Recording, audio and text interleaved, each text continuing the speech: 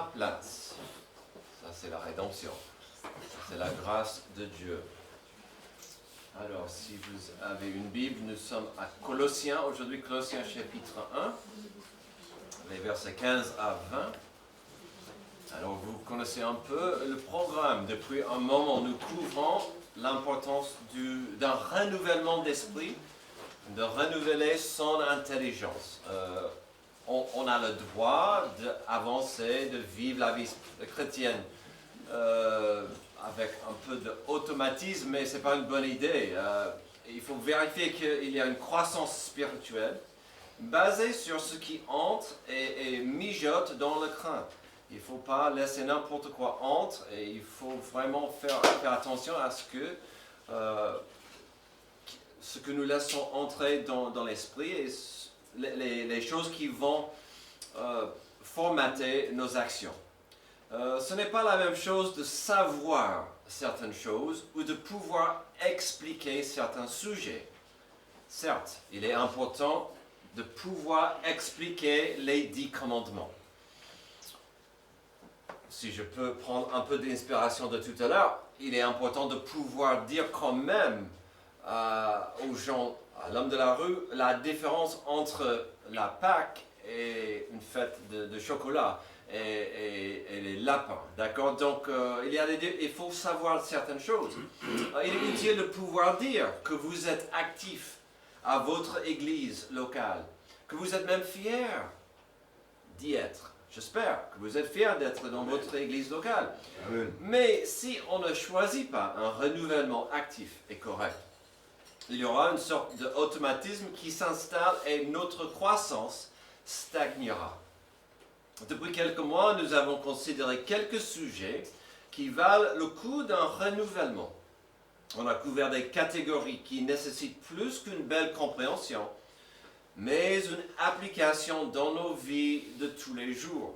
On a commencé avec l'existence de Dieu. Dieu est là et il n'est pas silencieux. Il est là, il a un message, il communique à travers les porte-paroles, la nature, la création. On a vu l'importance de la parole puissante de Dieu, combien elle peut nous changer, nous transformer, combien on a besoin de cette parole puissante de Dieu. On a vu comment Jésus même est la parole vivante de Dieu. Donc on a vu plusieurs de ces choses. Puis on voit depuis quelques semaines que Dieu veut nous sauver de la malédiction humaine. Cette malédiction de la séparation complète entre nous et notre Créateur. C'est-à-dire, le péché, c'est une malédiction, on est maudit dans le péché, on n'a pas d'espoir pour vraiment gagner contre la mort ni le péché, sans la touche divine. Alors, on a vu plusieurs thèmes, plusieurs choses. J'espère que vous avez compris le lien tissé entre tous ces sujets. J'espère que vous comprenez que Jésus-Christ était au centre de chaque sujet abordé. On voit en Genèse 1 et puis en Jean 1 que Jésus, c'est le Créateur. Et quand Dieu a parlé, c'était la parole de Dieu puissante et vivante que Jésus a annoncée qui nous a donné la création.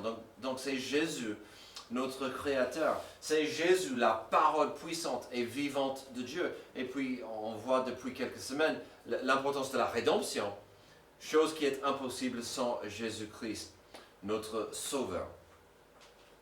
Avant d'aller plus loin dans notre passage du jour, j'aimerais vous rappeler du mot géocentrisme. Ce n'est pas une doctrine, n'ayez pas peur, c'est la science. Il s'agit d'une ancienne théorie scientifique. Elle était plus qu'une idée sérieuse, elle était capitale. Et si vous disiez non, j'y crois pas, vous risquiez d'être puni. Pendant des siècles, l'être humain a regardé le ciel en étant convaincu que tout tournait autour de lui. La théorie du géocentrisme, portée notamment par Ptolémée, plaçait la Terre au centre de l'univers et faisait graviter autour d'elle le soleil, la lune et les étoiles. L'homme est quelque chose. L'homme disait, tout ça tourne autour de nous, de moi. Ce modèle semblait correspondre à l'expérience humaine. Après tout, nous ne sentons pas la terre bouger, mais ce modèle soulevait de nombreuses difficultés, des trajectoires complexes, des calculs de plus en plus compliqués et des incohérences qui s'accumulaient à mesure que l'observation progressait. Finalement, on devait dire que oui, ça c'est la Terre, mais pour expliquer certaines trajectoires des planètes, ils font des loopings. Donc, ouais, ok, ça marche. Ça c'était la Terre. Ok, c'était un peu forcé, mais c'était naturel parce que l'homme doit être au centre. Puis est venue une remise en question radicale avec Nicolas Copernic, qui a proposé une vision bien différente. Et ici, ce n'était pas la Terre, mais le Soleil qui était au centre. Le héliocentrisme a simplifié la compréhension du cosmos et a replacé chaque chose à sa juste place. Il n'y a plus de looping. Ce changement n'était pas seulement scientifique, il touchait à la manière dont l'homme se percevait lui-même dans l'univers. Parfois, comprendre la vérité commence par accepter que nous ne sommes pas au centre de tout. Et que tout prend sens lorsque le vrai centre est enfin reconnu. Oh, cette vérité est importante, facile à rater ou on ne veut pas y accepter. Voici ce que nous allons voir dans notre passage aujourd'hui. On doit pouvoir discerner ce qui doit être central de notre existence. Une acceptation et une compréhension profonde de qui est Jésus-Christ et sa place dans notre existence. Notre planète va mal. Vous n'avez pas besoin d'être un expert pour voir que le monde va mal. Notre monde est dur, obscur, rempli d'arrogance et de méchanceté. Quel espoir existe pour nous aujourd'hui? La réponse dans notre passage aujourd'hui sera claire. Et je peux vous donner un petit spoiler. Il ne s'agit pas de moi au centre du monde. Voici une de plusieurs raisons pourquoi la vie va mal aujourd'hui. Alors il ne faut pas rater l'importance de Jésus-Christ. Bien plus qu'un charpentier de Galilée ou Nazareth, bien plus qu'un prophète rempli de sagesse, mes amis, vous n'aurez pas un esprit renouvelé si vous ratez l'importance de notre passage. Vous aurez du mal à grandir, briller ou avancer sans saisir qui est Jésus-Christ. Voyons ce que nous ne pouvons pas prendre légèrement par rapport à Jésus. Voyons ce que notre monde a toujours le temps d'apprendre sur Jésus. Et aujourd'hui, j'ai beaucoup d'espoir. Le monde a le temps, aujourd'hui et demain, pour apprendre cette vérité. La première chose, Jésus-Christ est le Créateur, verset 15. Le Fils est l'image de Dieu invisible, le premier-né de toute la création. En effet, c'est en lui que tout a été créé dans le ciel et sur la terre. Le visible et l'invisible, trône, souveraineté, domination, autorité. Tout a été créé par lui et pour lui. Il existe avant toute chose et tout subsiste en lui. Alors, si cette idée vous parle ou vous rappelle de quelque chose, si vous avez l'impression que je me répète, oui c'est vrai, c'est parce que déjà dans notre série, nous avons vu cette idée importante. Lorsqu'on a vu l'importance de la parole vivante et puissante de Dieu, on a passé du temps en Jean chapitre 1 et Genèse 1, où cette vérité magnifique était bien expliquée. Jésus, la parole puissante et vivante, était aussi le créateur du monde.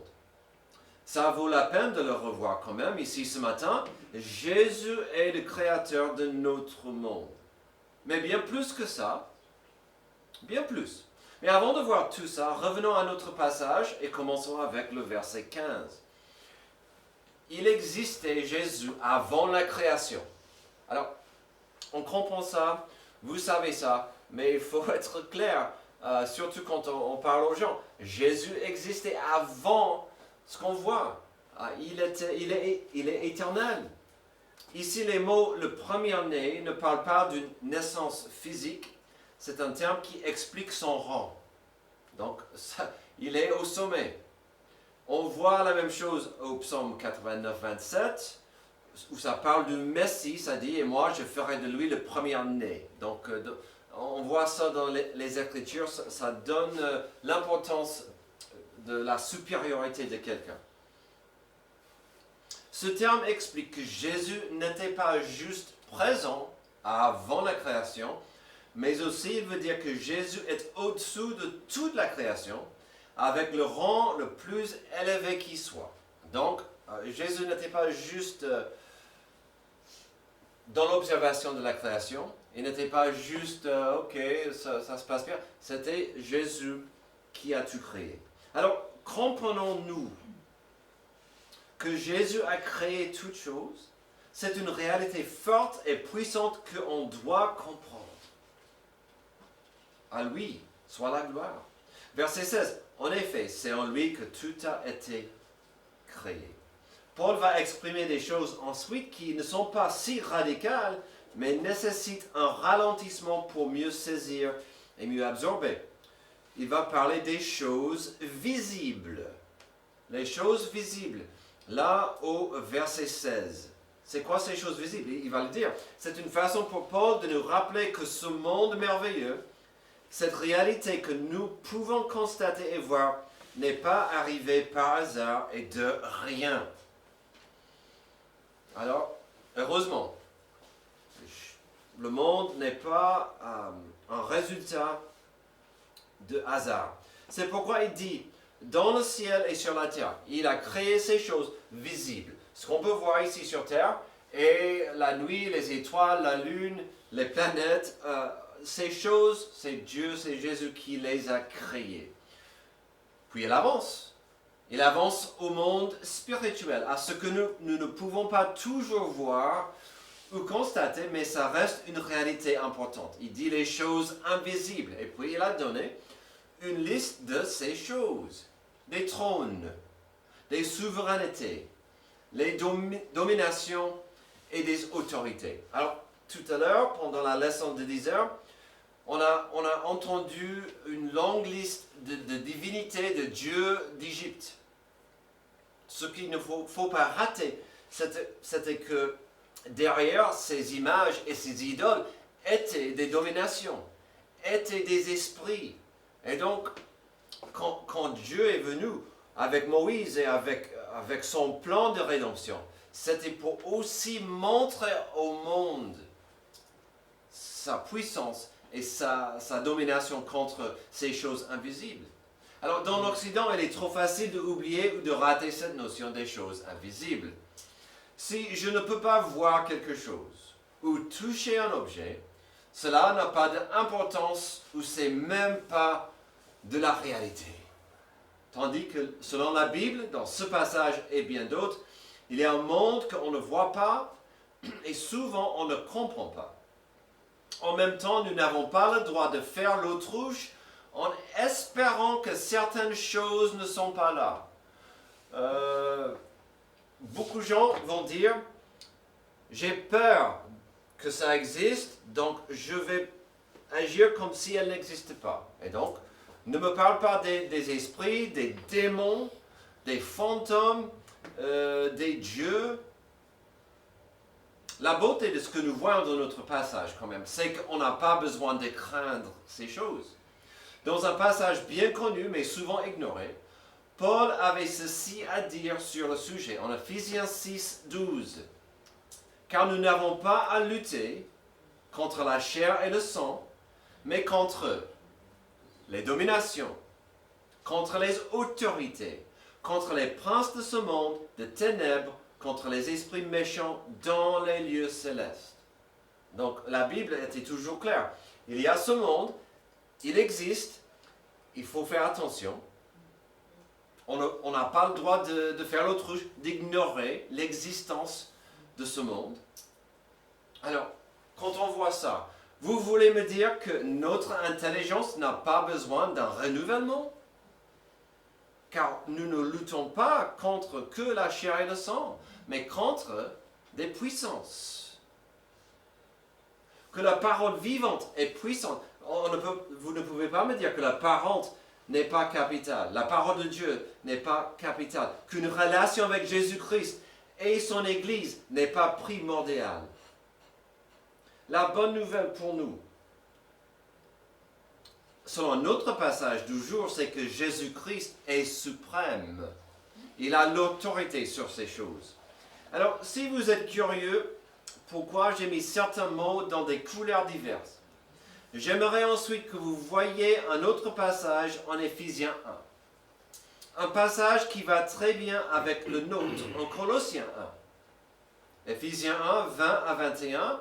Et vous allez voir des parallèles. Pourquoi j'ai mis ces couleurs? Parce qu'ils correspondent à ce que Paul a écrit en Éphésiens 1 par rapport à l'importance et l'autorité de Jésus-Christ. Il a déployé en Christ en le ressuscitant des morts et en le faisant asseoir à sa droite dans les lieux célestes. Ça me dit quelque chose. Au-dessus de toute domination, de toute autorité, de toute puissance, de toute dignité et de tout nom qui se peut nommer non seulement dans le siècle présent, mais encore dans le siècle à venir. Et donc, quand on voit ce rappel, faites attention, car nous n'avons pas que à lutter contre la chair et le sang.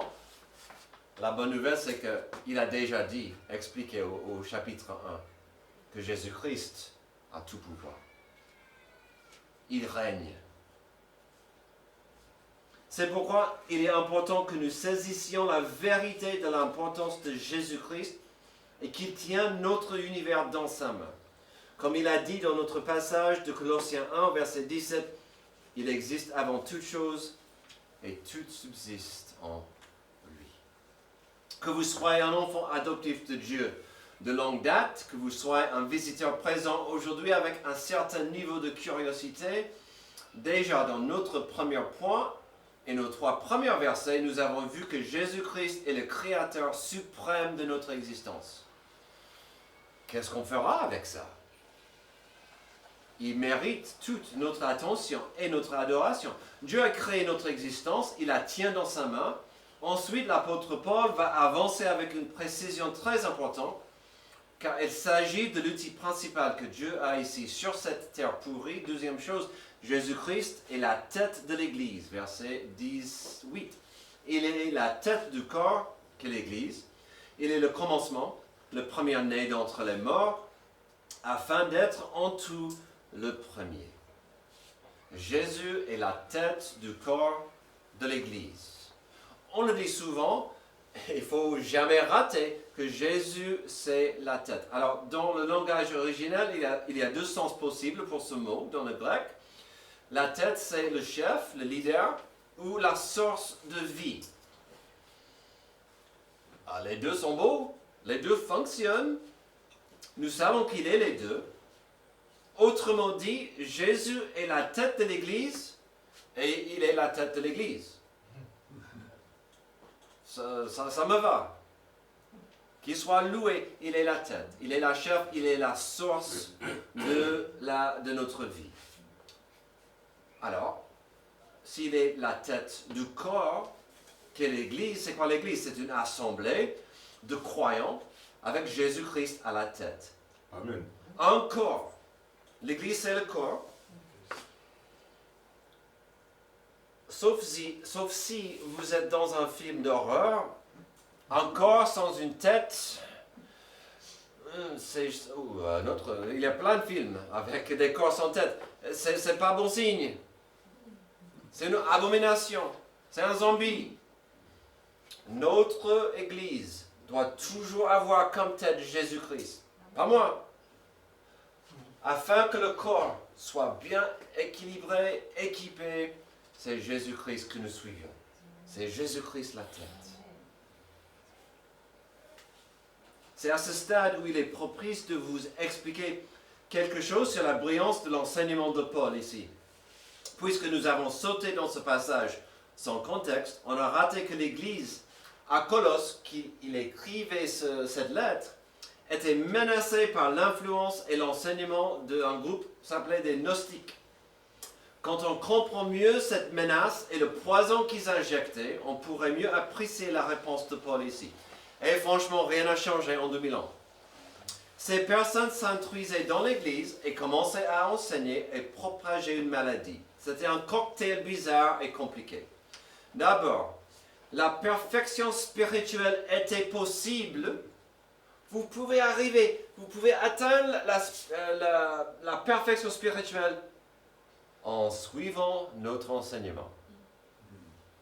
D'accord? Donc, déjà, c'est quelqu'un d'autre qui est la source de vie. Deuxième chose, la matière étant considérée comme mauvaise, l'homme a en effet besoin d'être sauvé du monde matériel afin que son âme s'élève progressivement et atteindre Dieu pour devenir un avec lui. Ça me rappelle de certaines écoles de pensée. Vous aussi, vous pouvez arriver à un certain stade de divinité et de, je ne sais quoi, les mots me manquent. Il y avait aussi, troisième chose, une hiérarchie d'êtres intermédiaires, dont certains ont créé le monde. Ces systèmes soulignaient aussi l'intervention d'un ou de plusieurs sauveurs, y compris le besoin d'adorer des anges et des puissances célestes. Donc ces gens disaient, Jésus, ouais, ok, gardez Jésus, mais il faut quand même vous brancher avec ces êtres, ou des anges. Des esprits vont vous guider.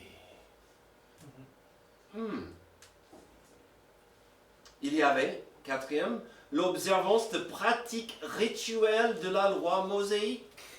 Et donc, ils ont pris quelques pratiques de la loi mosaïque pour dire aussi, suivez cette formule, ça va vous aider à trouver la paix dans le cosmos. Quel mélange, j'ai dit exotique et bizarre, un cocktail. Et ça commençait à s'introduire dans l'Église. Quel mélange mystérieux et captivant. Ça me rappelle de certaines religions au monde où certains systèmes de pensée qui enseignent l'importance de s'aligner votre esprit avec les gourous, les ondes, les étoiles, les êtres et les anges. Pour les Colossiens, nous avons ici un rappel fort que le corps doit suivre la tête, une seule tête, et qu'il ne peut y avoir une seule tête. Pour nous, c'est un rappel important qu'on est tous redevables les uns aux autres, parce qu'on fait partie d'un corps avec Jésus-Christ la tête. On fait partie d'un corps, on n'a pas le droit d'essayer de faire ce qu'on veut, et de faire du mal au corps, ou de faire honte à la tête. Pour nous, c'est un rappel de ces choses importantes. Paul a continué avec l'importance de Jésus-Christ, la tête de l'Église. Il est tel parce qu'il a vaincu la mort. Regardons la suite. Il dit, il est le commencement, le premier-né d'entre les morts, afin d'être en tout le premier. Ici, ça parle encore de sa prééminence, mais dans un domaine qui nous touche tous, c'est-à-dire la mort. Si la mort vous gêne, il faut y penser.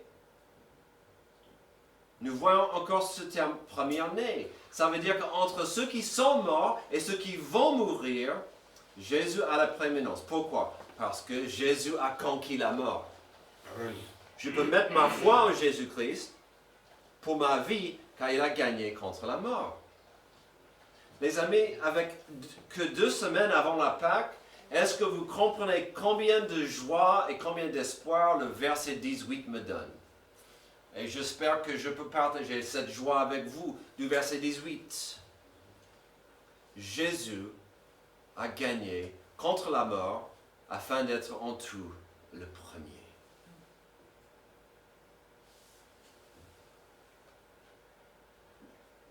Notre Église n'est pas un club.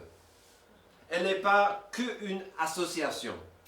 Elle n'existe pas afin de glorifier l'homme. elle existe grâce à Jésus-Christ qui est la tête vivante qui a vaincu la mort. Quelle joie de savoir et saisir que Jésus-Christ est le créateur du monde. Il est aussi la tête de l'Église. Enfin, passons à la rédemption. Troisième chose, Jésus-Christ, c'est le Rédempteur du monde. Verset 19. En effet, Dieu a voulu que toute sa plénitude habite en lui. Il a voulu par Christ tout réconcilier avec lui-même, aussi bien ce qui est sur la terre que ce qui est dans le ciel, en faisant la paix à travers lui, par son sang versé sur la croix. Nous voyons la rédemption depuis plusieurs semaines. La notion que le péché nous maudit et nous sépare de la paix et l'amour suprême. Puis cette séparation, cette rupture nous est impossible de franchir. Mais il doit avoir une façon de le faire, car c'est la réponse classique de la religion. La religion va dire, on va vous aider à trouver des solutions avec Dieu, en suivant des règles, en être obéissant aux formules religieuses. Ah non. Selon notre passage, Jésus-Christ a tout fait. Et que dit-il au verset 19? Qu'est-ce que Jésus a fait? D'abord, Dieu a voulu que toute sa plénitude habite en lui. Ce mot « tout » est important. Toute plénitude, la totalité des pouvoirs et attributs de Dieu. Donc, en ce qui concernait les gnostiques et l'église à Colosse, il fallait choisir. La brillance de ce que Paul a écrit. Vous pouvez suivre les gnostiques et ces systèmes de pensée et ces religieux. Ou vous pouvez suivre Jésus. Vous ne pouvez pas faire les deux. Amen. Il faut choisir. Une formule religieuse ou Jésus-Christ le Sauveur. Il a dit toute plénitude habite en lui. Ça veut dire une habitation permanente. Donc cette plénitude n'était pas ajoutée, mais faisait et fait partie de Jésus-Christ. La plénitude de Dieu habite en Jésus. Il n'a pas été... Jésus n'est pas une création. Jésus n'est pas un ange glorifié, comme disent certains. Jésus-Christ est Dieu. Amen. 100% Dieu, 100% homme. Amen. Il est Dieu. Et le moment où quelqu'un, dans certaines religions, vont dire « Oui, mais Jésus n'est pas Dieu. » Ou il est devenu Dieu. Ou... Non. Notre foi doit être sur Jésus-Christ. Toute plénitude habite en lui. À quoi bon? Pourquoi il est venu? Pour nous racheter. Pour une réconciliation entre nous et Dieu. Pour que la rédemption soit accessible. Voyons la beauté du verset 20 et combien il peut nous bénir. Avec une réconciliation possible et disponible. Il a voulu par Christ tout réconcilier avec lui-même, aussi bien ce qui est sur la terre, ce qui est dans le ciel, en faisant la paix à travers lui, par son sang versé sur la croix. Amen. C'est le sang innocent et parfait versé sur la croix, le sacrifice parfait à notre place.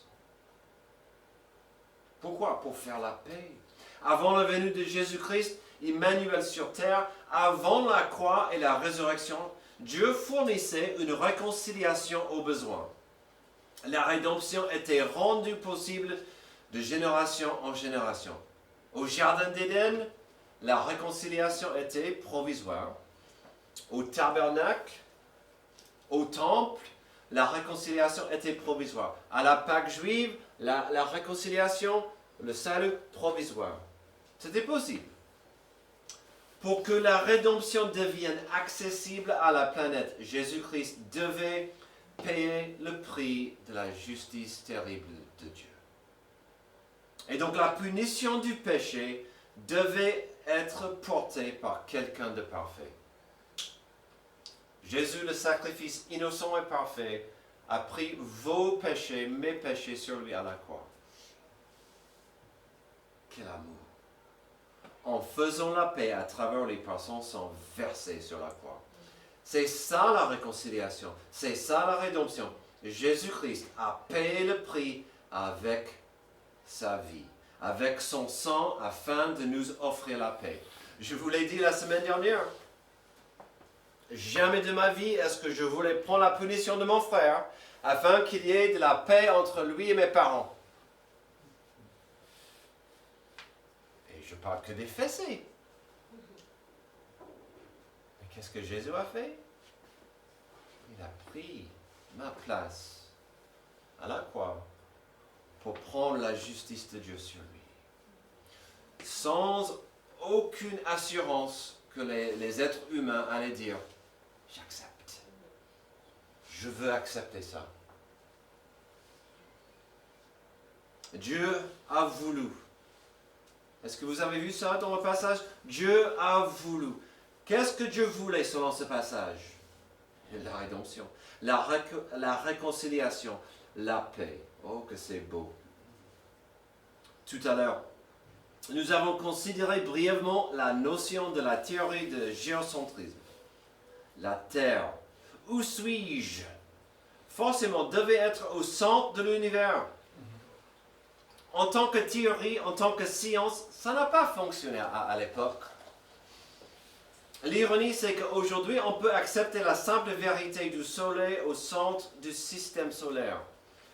Mais l'homme a toujours du mal à saisir qu'il n'est pas le centre de l'univers. On a laissé à côté cette théorie de géocentrisme. Mais on veut garder que moi, je suis le centre. C'est moi le chef. C'est moi le big boss.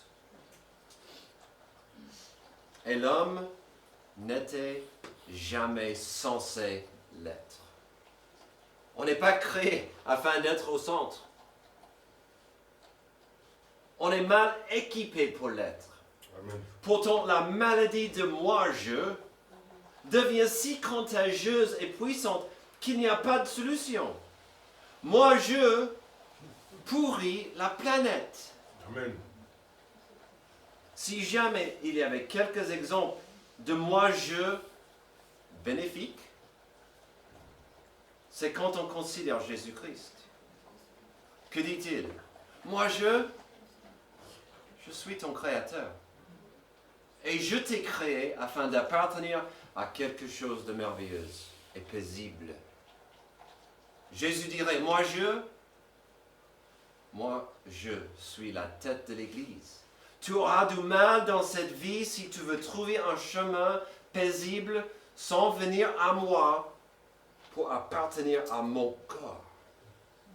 Moi, Jésus dit, moi, je suis le Rédempteur du monde.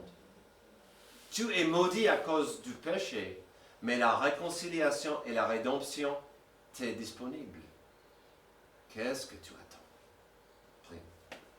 Merci Dieu pour ce passage merveilleux qui nous rappelle l'importance capitale de qui est Jésus-Christ. Qu'il soit toujours notre berger, notre source de vie, notre tête, sachant qu'il est le Rédempteur. Et tu veux que nous soyons tes porte-paroles, des ambassadeurs. Pour ceux ici ce matin qui ne te connaissent pas, je prie que tu puisses percer le cœur. Pour ceux ici qui ont besoin de te suivre de près, je prie que tu puisses vraiment toucher le cœur. Aide-nous à te suivre, Jésus-Christ, le Rédempteur, notre Sauveur. C'est dans son nom que je prie. Amen. Amen. Levez-vous pour notre dernier chant d'appel et réflexion.